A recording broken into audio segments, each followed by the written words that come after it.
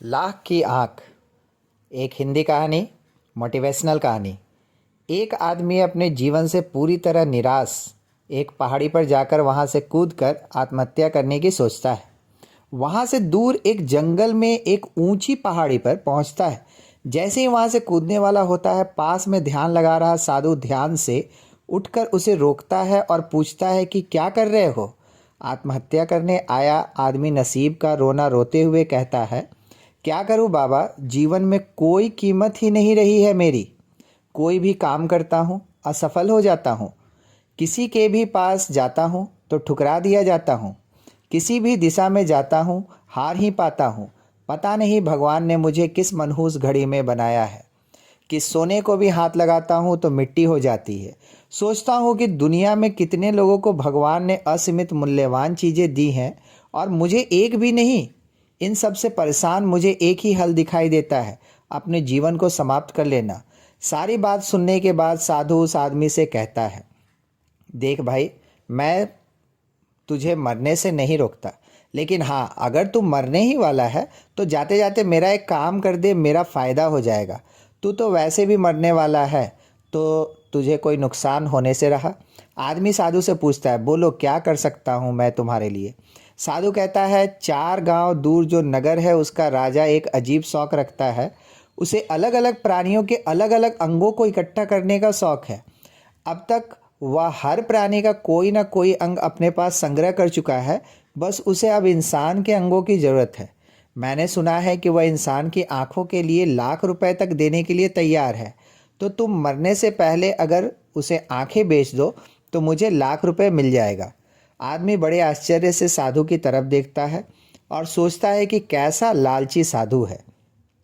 मरते हुए आदमी को बचाने की तो छोड़ो, यह तो उल्टा उसकी आंखें ही बेचने के लिए कहता है। लेकिन जीवन से तंग आ चुका आदमी साधु के साथ जाने के लिए तैयार हो जाता है। 4 गांव दूर का रास्ता साधु और आदमी 2 दिनों में तय करते। 2 दिनों में उस आदमी के मन में हजारों विचार आते हैं। वो सोचता है, मैं अपने आप को कितना गरीब समझता था, लेकिन देखो आज मेरी केवल आँख के लिए लाख रुपए मिलने वाले हैं। अगर देखा जाए तो मेरे शरीर का हर एक अंग लाखों का होगा। जब वे दोनों राजा के पास पहुंचते हैं और राजा उसे देखता है तो उसे आदमी की आंखें बहुत पसंद आती है। वो कहता है, तुम्हारी आंखें बहुत सुंदर हैं, मैं ऐसी ही आंखें अपने संग्रह में शामिल करना चाहता था। उसकी बातें सुनकर आदमी का मन बदल जाता है। वो अपनी आंखें देने से मना कर देता है। साधु उसे समझाता है कि ऐसा मत करो, तुमने जब मरने की ठान ही ली है तो तुम्हारी आंखें भी मरेगी, तुम्हारे हाथ भी मरेंगे और तुम्हारे शरीर का हर एक अंग मर जाएगा। तो क्या ये अच्छा नहीं होगा कि जीते जी किसी का उनसे भला हो जाए।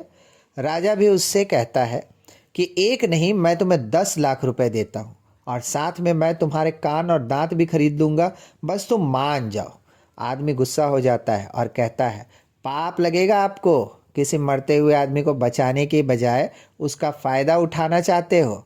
तब साधु उससे कहता है, तुम तो कहते थे तुम निर्धन हो, मनहूस हो और भगवान ने तुम्हें कुछ भी कीमती वस्तु नहीं दी है।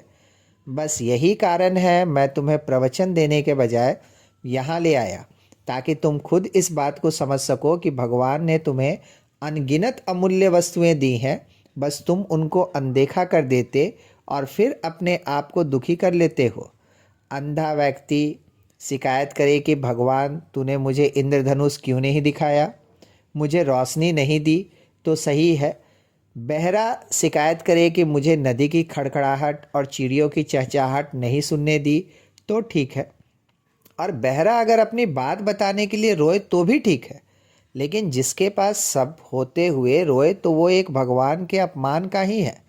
आदमी अब साधु की बात पूरी तरह से समझ गया और उसने अब जीवन में कभी भी हार मान कर मरने का विचार त्याग दिया। वो हर दिन मंदिर जाता और कुछ भी नहीं मांगता, बल्कि उसे भगवान ने जो कुछ दिया है उसके लिए धन्यवाद कहता है और हर दिन खुशी से बिताता है। धन्यवाद।